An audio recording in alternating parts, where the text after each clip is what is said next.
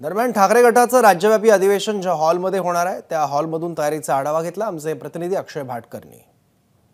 शिवसेनेचं राज्यव्यापी अधिवेशन थोड्याच वेळात नाशिकमध्ये असलेल्या डेमोक्रेसी हॉटेलमध्ये सुरू होणार आहे। मी सध्या त्याच हॉलमध्ये आहे ज्या हॉलमध्ये या अधिवेशनाचं आयोजन करण्यात आले। आपण बघता एक भव्य दिव्य असा स्टेज उभारण्यात आलेला आहे आणि शिवसेना राज्यव्यापी अधिवेशन नाशिक 23 जानेवारी 2024 अशा प्रकारचे मागे फक्त एकच फलक लावलेला आहे आणि या फलकावर 3च जणांचे चेहरे आहेत।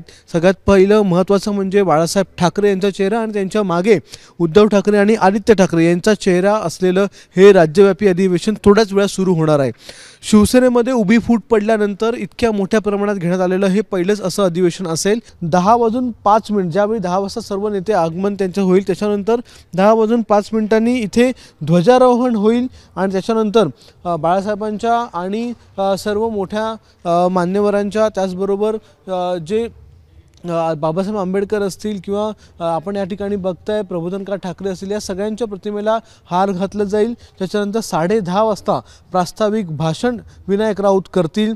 11 वाजता प्रमुख जे वक्ते आहेत जसे की संजय राऊत, अरविंद सावंत, सुषमा अंधारे यांचं भाषण होईल ते संबोधित करतील आणि 12 वाजता जे आहे ते आदित्य ठाकरे मार्गदर्शन करणार आहेत आणि 12:30 वाजता उद्धव ठाकरे स्वतः या संपूर्ण अधिवेशनाला मार्गदर्शन करणार आहेत। त्याआधी अनिल देसाई हे काही संघटनात्मक ठराव या अधिवेशनामध्ये मांडणार आहेत आणि त्याच्याबरोबरच काही राजकीयदृष्ट्या महत्त्वाचे असलेले ठराव देखील आजच्या अधिवेशनात मांडण्यात येतील अशी शक्यता आहे।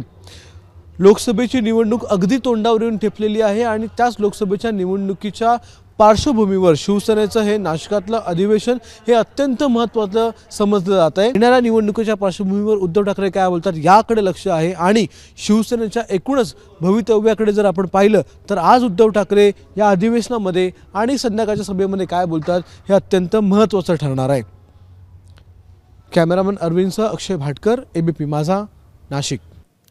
तर सकाळी 10 वाजता म्हणजे अवघ्या काही मिनिटात हे अधिवेशन सुरू होणार आहे। राज्यव्यापी अधिवेशन आहे ज्याला संध्याकाळी 6 वाजता उद्धव ठाकरे हे संबोधित करणार आहेत। ठाकरे गटाचे ज्येष्ठ नेते सुद्धा या अधिवेशनाला उपस्थित राहत आहेत।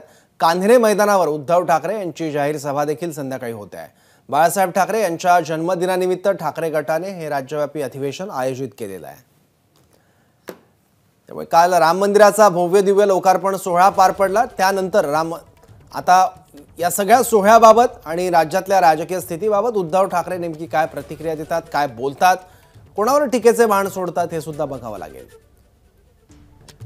शिवसेनेचं राज्यव्यापी अधिवेशन जिथे होत आहे त्यासाठी स्टेज कशा पद्धतीने तयार करण्यात आलाय त्याची दृश्य आणि त्याचबरोबर ज्या हॉलमध्ये हा सगळा सोहळा होतोय, हा मेळावा होतोय, तिथे सज्जता कशा प्रकारची आहे ते या दृश्यांवरून आपल्याला दिसतंय।